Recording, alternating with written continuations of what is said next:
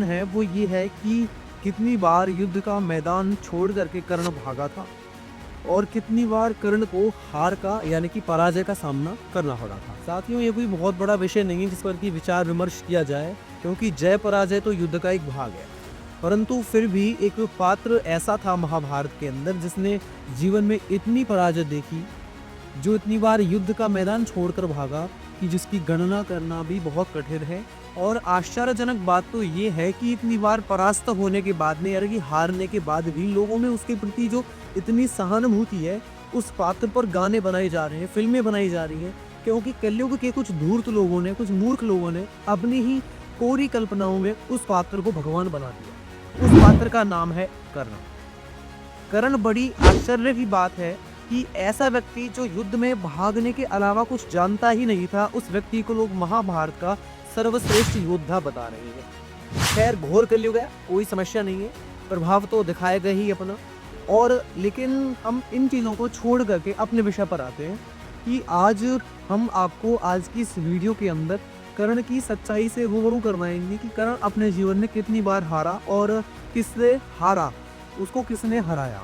तो आइए जानते हैं, ज़्यादा समय नष्ट करते हुए। साथियों, वैसे तो कर्ण की पराजय इतनी सारी है कि इन पर एक अच्छी खासी पुस्तक लिखी जा सकती है, परंतु फिर भी हम यहाँ आज इस वीडियो में संक्षेप में कर्ण के बारे में बात करेंगे। सबसे पहली बात करेंगे द्रुपद के द्वारा कर्ण की पराजय। साथियों, ये आप जो स्क्रीन पर देख पा रहे हैं, ये एक महाभारत का पेज का कटा हुआ हिस्सा है। द्रुपद के द्वारा कर्ण की पराजय ये एक सामान्य विषय। तो आप अगर 10 कर्ण भक्तों से पूछेंगे तो आपको 10 अलग अलग जवाब मिलेंगे। कोई बोलेगा कि ये घटना ही प्रक्षिप्त है, क्योंकि जहां जहां हमारे पिता और कर्ण की पराजय का वाक़ कह रहे हैं वो सब झूठ है, प्रक्षिप्त है। तो उसके अनुसार दूसरे लोग कहेंगे कि हमारे प्रथम पिता गौरी ने इस घटना को निकाल दिया, इसीलिए हमें इसे प्रमाणित नहीं मान रहे।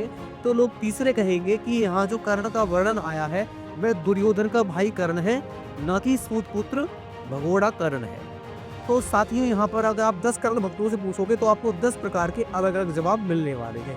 लेकिन आश्चर्य की बात यह है कि इनमें से एक भी जवाब आपको संतुष्ट नहीं कर पाएगा। तो फिर आपको संतुष्ट कौन कर पाएगा? आपको संतुष्ट करेंगे हम। जो लोग बिना कुछ पढ़े सीधा प्रक्षिप्त कह रहे हैं, उनसे तो हम यहाँ बहस करना भी नहीं चाहते इस वीडियो के अंदर, बिल्कुल भी नहीं कमेंट में बहस करना चाहेंगे, क्योंकि वो कोई ब्रह्मा जी नहीं है जिनसे कि हम बहस करें।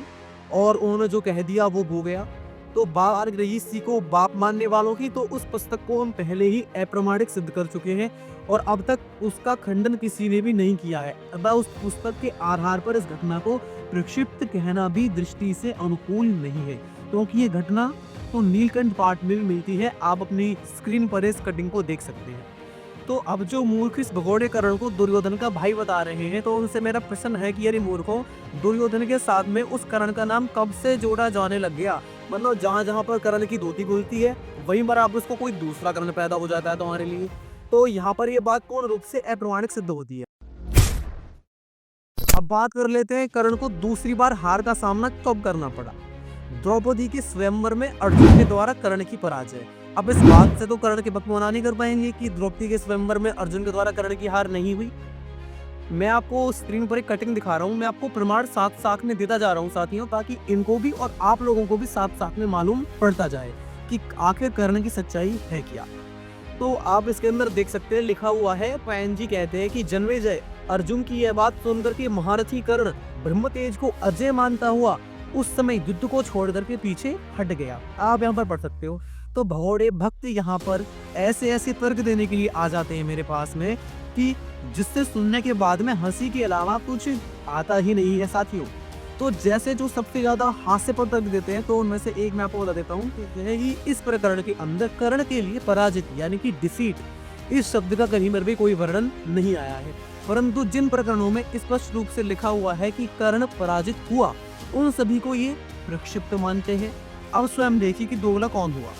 इनके मानने के अनुसार या इनके कहने के अनुसार ग्रंथ नहीं चलता, लेकिन जहाँ पर कर्ण की बात आ जाती है वहां पर इनके ग्रंथ चलने लग जाते हैं। अब इन लोगों को कौन समझाए कि भगवान वेद व्यास जी इन भगोड़े भक्तों की तरह एक पात्र को आधार मानकर ग्रंथ नहीं लिखते, जब प्रकरण से स्पष्ट विदित होता है कि कर्ण यहाँ पर हार मान चुके हैं कि सामने वाला अजेय है, उसको नहीं हराया जा सकता।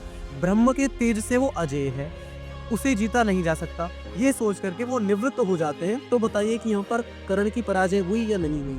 अब साथियों अपनी स्क्रीन पर दिए हुए इस एक गीता प्रेस के वाक्य को आप देखिए। इसमें लिखा हुआ है एकोनवित्यधिकशतमोऽध्यायः। अर्जुन और भीमसेन के द्वारा कर्ण तथा शल्य की पराजय और द्रौपदी सहित भीम और अर्जुन का अपने डेरे पर जाना। क्या लिखा हुआ है? कर्ण तथा शल्य की पराजय। तो साथियों गीता प्रेस ने भी इसे कर्ण की पराजय ही मानी है। अब ये भगोड़े भक्त वेदव्यास जी की कलम को अपने अनुसार चलाना चाहते हैं कि हम जो लिख दे वो ही समाज के अंदर कर्ण को लेकर के मान्य हो जाए। तो साथियों ये तो संभव नहीं है। यदि ऐसे शब्द पकड़ने वाले तर्कों से जाएं तो बताइए कर्ण के दानवीर शब्द कहाँ है यार। साथियों जब वहां पर स्पष्ट लिखा जा चुका है कि कर्ण युद्ध से निवृत्त हो चुकी है तो फिर और पराजय किसकी होती है। अब मान लीजिए मैं किसी से युद्ध करने के लिए गया हूँ किसी कंपटीशन में, अब उसको मैं देख कर ही पीछे हट गया तो क्या मैं फिर भी जीता हुआ माना जाऊंगा? कोई तर्क इस बात पर दे सकता है अगर देखिए नहीं मैं जीत गया, मेरी पराजय ही हुई ना, सामने वाले को जय घोषित कर दिया जाएगा। तो इस प्रकार से इनके अनुसार पराजय की परिभाषा ये होती है कि शत्रु को कैद कर लिया जाए, फिर उसके मुंह से ये निकलवाया जाए कि मैं हार चुका हूँ। और क्या ऐसी पराजय से निर्धारित होती है? आप लोग मुझे बताएं कमेंट में कि कर्ण के जो भगोड़े भक्त हैं उनके अनुसार क्या इस प्रकार से ही हम पराजय को निर्धारित करेंगे समाज के अंदर कि इसको पहले बांध करके उसके पीट करके उसके मुंह से निकलवाया जाए कि हाँ मैं हार चुका हूँ। तो आप देख सकते हैं यहाँ पर इन लोगों का ये दोगलापन। अब साथियों बात करते हैं तीसरी बार कर्ण का भारा। बैठ जाइए सांस थाम कर, वीडियो बहुत लंबी होने वाली है, बहुत मजेदार होने वाली है। तो तीसरी बार क्या हुआ? गंधर्वों के द्वारा कर्ण की पराजय। और सब चीजों तो छोड़ ही दीजिए, गंधर्वों के द्वारा भी कर्ण हार गया। अब अगर जो आप इस कटिंग को अपनी स्क्रीन पर देखोगे तो यहाँ पर लिखा हुआ है अर्थात तब सूत पुत्र कर्ण हाथ में तलवार और ढाल लिए अपने रथ से कूद पड़ा और विकर्ण के रथ पर बैठ करके अपने प्राण बचाने के लिए उसके घोड़ों की ओर जा करके उनको जोर जोर से हाँकने लगा। अब साथियों महाभारत के अंदर स्पष्ट वर्णन है कि गंधर्वों से युद्ध करते समय कर्ण उनसे पराजित होकर के भाग गया था, परंतु कर्ण भक्त इतने मूर्ख हैं, इतने मक्कार धूत होते हैं कि यहाँ पर भी सफाई देने लग जाते हैं कि इसे पराजय ग्रहण नहीं करते। इनके तर्क होते हैं कि कर्ण का रथ इत्यादि टूट गया था, कर्ण की तलवार उसके हाथ से गिर गई थी, कर्ण निहत्था हो गया था, या फिर कर्ण के सभी सैनिक भाग गए थे। गंधर्वों ने माया युद्ध का आश्रय लिया था, परंतु किस जगह लिया था? माया युद्ध तो वर्जित है। इस प्रकार के ये लोग आकर के आंकड़े सामने रखते हैं। यक्ष, गंधर्व, असुर ये सब तो माया युद्ध ही जानते हैं, अतः इनके अनुसार तो इन्हें युद्ध का अधिकार ही नहीं है क्योंकि माया का प्रयोग करेंगे और भगोड़े भक्तों के अनुसार माया का युद्ध वर्जित होता है। तो साथियों आप देख सकते हैं यहाँ पर कृपया मेरी इस वीडियो से कोई भी व्यक्ति अपने दिल को, हृदय को ठेस ना पहुंचाए, ना ही निराश को। अब साथियों ये जो आपकी स्क्रीन पर कटिंग दिख रही है इसको पढ़ो आप। इसमें क्या लिखा है? अर्जुनेन युद्धेन युद्धव्यक्तो जनः मायायुद्धेन मायावी इत्येतत् धर्मनिश्चयः। अर्थात साधारण लोगों के साथ सरल भाव से ही युद्ध करना चाहिए, ये महाभारत कहती है। जो लोग मायावी हैं उनका सामना माया युद्ध से ही करना चाहिए और यही धर्मशास्त्रों का निश्चय है। अब महाभारत में तो स्पष्ट वर्णन आता ही है कि जो व्यक्ति माया युद्ध का आश्रय ले उसके साथ वैसा ही युद्ध करना चाहिए। जैसा आक्रमण गंधर्वों ने कौरवों पर किया वैसा ही पांडवों पर भी किया, परंतु हर कोई कर्ण की तरह भगोड़ा नहीं होता। उन्होंने तो चित्रसेन की माया का भी प्रतिकार किया। यदि माया युद्ध वर्जित है, श्री कृष्ण के पुत्र भी इनके लिए निंदनीय ही होंगे क्योंकि वे भी माया का युद्ध प्रयोग में करते थे। अतः ऐसा कोई नियम ही नहीं है कि जिसके द्वारा हम माया युद्ध करने को गलत बता सकें। यहाँ तक कि जब भीष्म पितामह ने नियम बनाए तो उसके अंदर भी उन्होंने ऐसा कोई नियम नहीं बनाया था। अब साथियों अपनी स्क्रीन पर इस श्लोक को देखिए। अहम त्रिविध भूतः सर्वैर गंधैर्वः पश्यतस्तवः नाशक्यनुहं स्थापयितुं वीर्यमाणां च माहिनी। अर्थात मैं तो तुम्हारे देखते देखते ही समस्त गंधर्वों से पराजित होकर के भाग गया था, तितर बितर होकर के भागती हुई सेना को स्थिर न रख सका। तो साथियों जो लोग गंधर्व के साथ युद्ध में कर्ण के वकील बनते हुए घूमते हैं उनसे मेरा प्रश्न यहाँ पर ये है, तो साथियों आपके प्रिय पात्र, आपके पसंदीदा पात्र कर्ण ही ये स्वयं स्वीकार कर रहे हैं कि वे युद्ध से पराजित होकर के भाग गए थे। अतः भागने वाला खुद ही स्वीकार कर रहा है, फिर भी ये इस पराजय को न्यायोचित ठहरा रहे हैं। अब आप बताइए दोगला यहाँ पर कौन हुआ? अब साथियों बात करते हैं चौथी कर्ण की पराजय पर। जी हाँ, अभी तो केवल 3 ही मैंने गिनाए हैं। लेकिन अब समय बहुत ज़्यादा हो रहा है धीरे धीरे, तो मैं थोड़ा आपको और संक्षेप में बताता हूँ। चौथी बार कर्ण की हार हुई प्रद्युम्न के द्वारा। अब प्रद्युम्न भगवान श्री कृष्ण का पुत्र था और साथियों प्रद्युम्न के द्वारा मायावी गुफा की रचना करके कर्ण को उसमें फेंक देना, जो कि कर्ण एवं अन्य राजाओं की पराजय ही है। अब कृपया करके यहाँ पर कोई व्यक्ति ये तर्क मुझको बिल्कुल भी ना दे कि इस कटिंग के अंदर कहीं पर भी पराजय शब्द नहीं लिखा हुआ है, क्योंकि इसके ऊपर हम विचार विमर्श पहले ही करके आ चुके हैं। तो साथियों ये थी चौथी हार। अब बात करते हैं कर्ण की पांचवी हार के बारे में, साम्य के द्वारा कर्ण को अचेत कर देना। अब साथियों इस कटिंग में आप देख सकते हैं कि यहाँ पे लिखा हुआ है कि रथ छोड़ दिया और गदा लेकर के वे रणभूमि में आ पहुंचे और उस गदा के द्वारा जामवंती कुमार साम्ब ने कर्ण को गहरी चोट पहुंचाई और हे राजन उस चोट से पीड़ित होकर के महाबली कर्ण वहां पर गिर पड़ा। अब हम यहाँ पर ये नहीं कह रहे हैं कि कर्ण पराजित हो गया, परंतु इसे रखने का तात्पर्य इतना है कि साम्ब भी कर्ण से युद्ध करके उनको पराजित और मूर्छित कर चुके हैं। तो कर्ण कितनी बार हारा अब मुझे आपको गिनवाने की आवश्यकता नहीं है, आप खुद ही गिन रखे होंगे। बात आगे करते हैं। अब साथियों बात करते हैं छठी बार की। तो साथियों दिग्विजय के अंदर भी भीम ने कर्ण को हरा दिया था। अब यहाँ पर इस कटिंग में आप साफ साफ देख सकते हैं कि उन सबके साथ बलवान भीम ने कर्ण पर चढ़ाई करी और पांडव श्रेष्ठ भीम ने पृथ्वी को कंपित सी करते हुए चतुरंगिनी सेना के साथ में शत्रुघाती कर्ण के साथ में युद्ध को छेड़ दिया। और हे भारत उस युद्ध में कर्ण को परास्त करके अपने वश में कर लेने के पश्चात बलवान भीम ने वहां से प्रस्थान किया। अब भीम ने कर्ण को दिग्विजय यात्रा के दौरान भी हराया था, परंतु भगोड़े भक्तों का ये कहना है कि कर्ण सूतपुत्र था ही नहीं बल्कि कोई और कर्ण था, अर्थात गुरु दक्षिणा युद्ध में कोई और कर्ण ले चुका था, द्रौपदी स्वयंवर में कोई और कर्ण था, दिग्विजय में कोई और कर्ण था। लेकिन जब कवच और कुंडल देने किसी ऐसे प्रसंग की बात की जाती है जहाँ कर्ण की प्रशंसा हो रही हो, तो वहां पर ये सूर्यपुत्र कर्ण का इनका आइडिया बाहर निकल आता है। कभी कभी तो लगता है कि मार्वल वानों को मल्टीवर्स का आइडिया जो दिया था वो इन्हीं लोगों ने दिया था। हरिवंश पुराण से ली गई एक कटिंग है और इस पर से स्पष्ट सिद्ध होता है कि अंग देश को राज्य करने वाला भगोड़ा कर्ण ही था। भीम ने इसी भगोड़े कर्ण को दिग्विजय यात्रा के दौरान हराया। अब साथियों आप इस कटिंग के अंदर देख ले, मैं आपको उसको पूरी पढ़ करके तो नहीं सुनाऊंगा क्योंकि समय बढ़ता ही जा रहा है। जो लोग इस बात के आधार पर, जो लोग इस तर्क के आधार पर ये बात बोलते रहते हैं, चिल्लाते रहते हैं कि अंग देश तो हस्तिनापुर के नीचे आता है, अतः भीम उस राज्य को कैसे जीत सकते हैं, तो इन कुतर्कों का निग्रहाचार्य जी ने खरे शब्दों में खंडन किया। मैत्रिक संबंध का ये अर्थ नहीं होता कि इस राज्य को छोड़ करके आप दूसरे राज्य पर चले जाएं। कौरव और यादवों में भी मैत्रिक संबंध थे, परंतु फिर भी जब यादवों ने दिग्विजय की तो कौरवों के साथ में युद्ध किया था। लेकिन ये बात इन लोगों को कोई नहीं समझा पाएगा। अब साथियों सातवीं बार जो कर्ण को हराया वो हराया था अभिमन्यु ने। अभिमन्यु ने कर्ण को परास्त करके उसको युद्ध से भगा दिया था। अब यहाँ पर लिखा हुआ है कि अभिमन्यु के चलाए हुए बहुसंख्यक बाणों से पीड़ित हुआ कर्ण अपने वेगशाली घोड़ों की सहायता से शीघ्र ही रणभूमि से भाग गया। इससे सारी सेना में भगदड़ मच गई। अब हे राजन अपने भाइयों को मारा गया देख करके कर्ण को बहुत ज्यादा व्यथा हुई। अब इधर सुभद्रा कुमार अभिमन्यु अपने गीध की पंख वाले बाणों के द्वारा कर्ण को युद्ध से भाग करके दूसरे महान धनुर्धर वीरों पर भी तुरंत ही उन्होंने धावा कर दिया। अब महाभारत के 13वें दिन अभिमन्यु ने कर्ण की आंखों के सामने उसके भाई और मंत्री का वध कर दिया। अब कर्ण भागने के सिवाय उसके पास में कुछ कर भी नहीं पाते, तो इसीलिए भगोड़े कहलाते हैं। साथियों कर्ण क्यों भगोड़े कहलाते हैं, तो इसका अर्थ है। अब साथियों इस श्लोक के अंदर यह श्लोक है अधः कर्ण पुनर्द्रोण महार्जुनिशाराहतः स्थातव्यमिति तद्यामि पीडयमानो अभिमन्युना। अर्थात तदनंतर कर्ण ने अभिमन्यु के बाणों से आहत होकर के पुनः द्रोणाचार्य से कहा कि आचार्य मैं भी अभिमन्यु के बाणों से पीड़ित होता हुआ भी केवल इसीलिए यहाँ पर खड़ा हुआ हूँ क्योंकि युद्ध के मैदान में डटे रहना ही क्षत्रिय का धर्म है, अन्यथा मैं कब का भाग गया होता। और कर्ण यहाँ पर ये स्वयं स्वीकार करते हैं कि क्षत्रिय धर्म का पालन कर रहे हैं, इसीलिए ही युद्ध भूमि में टिके हुए हैं, अन्यथा वो वहां से कब का भाग चुके होते। अब साथियों 8वीं बार कर्ण की पराजय। अब इसमें है भीम के द्वारा कर्ण की पराजय एक और बार। आप इन कटिंग्स को देखिए।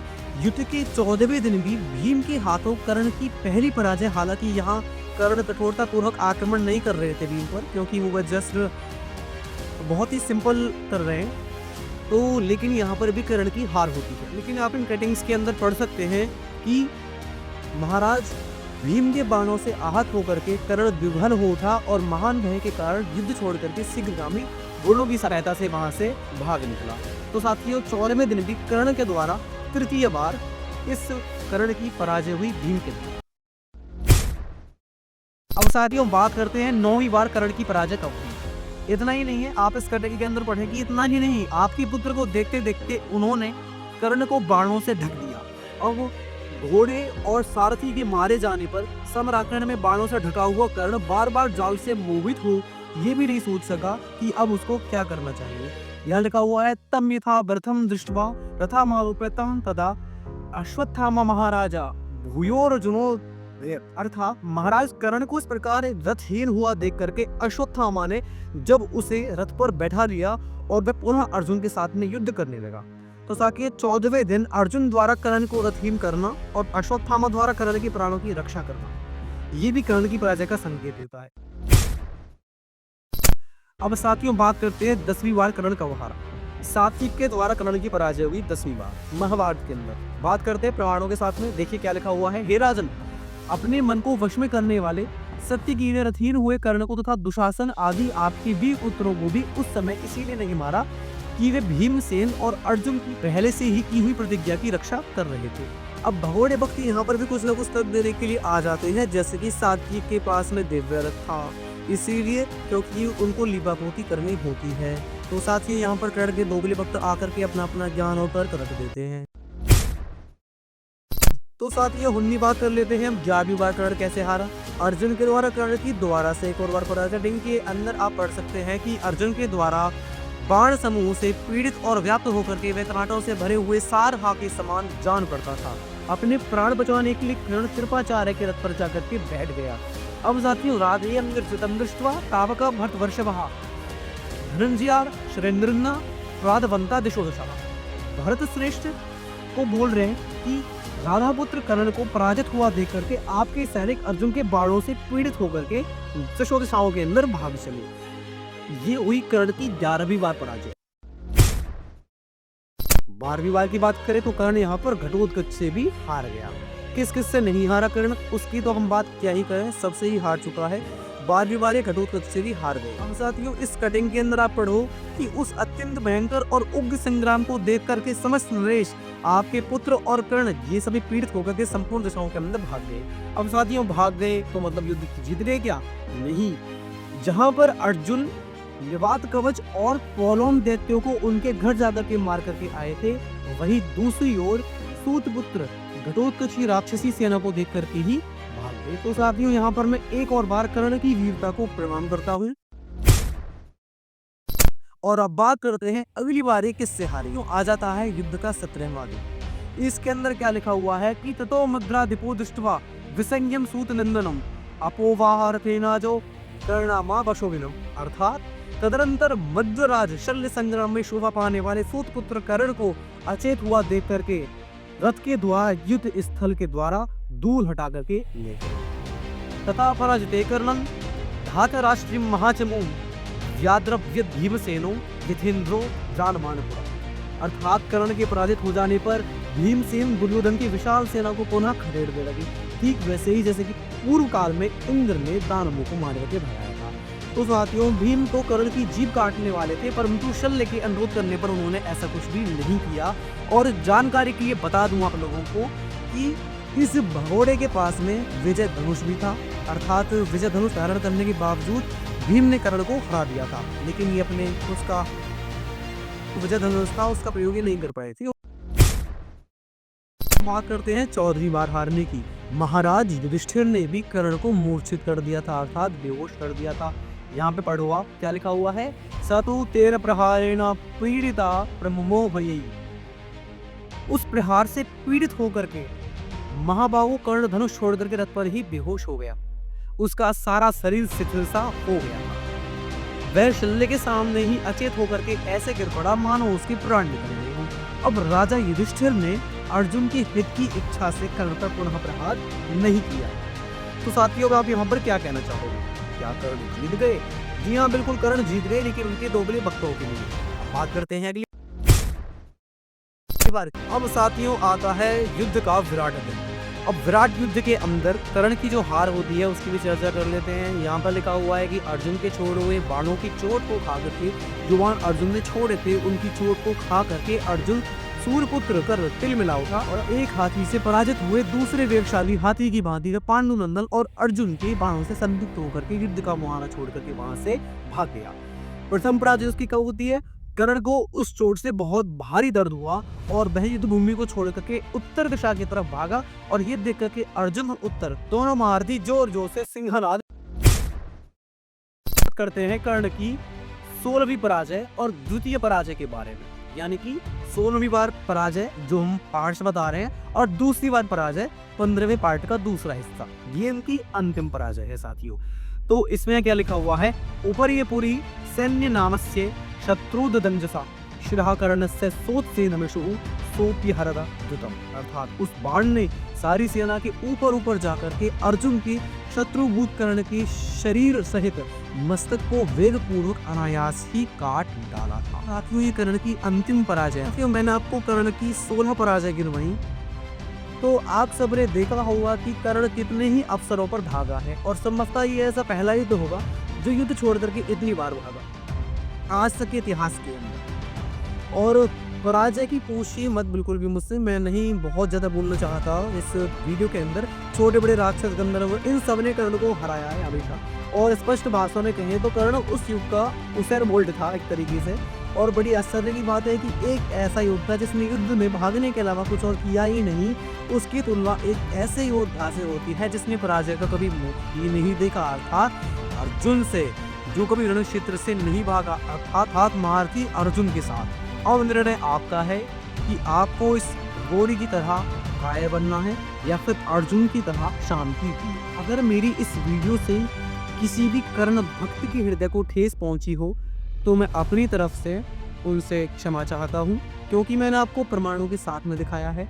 अगर आप कर्ण को बुरा नहीं मान सकते तो कृपया करके समाज के अंदर इनकी तारीफें करना भी बंद करें। धन्यवाद। मिलते हैं अगली एक ऐसी ही शानदार वीडियो में जिसके अंदर हम बात करेंगे कर्ण के दूसरे चरित्रों की। धन्यवाद साथियों।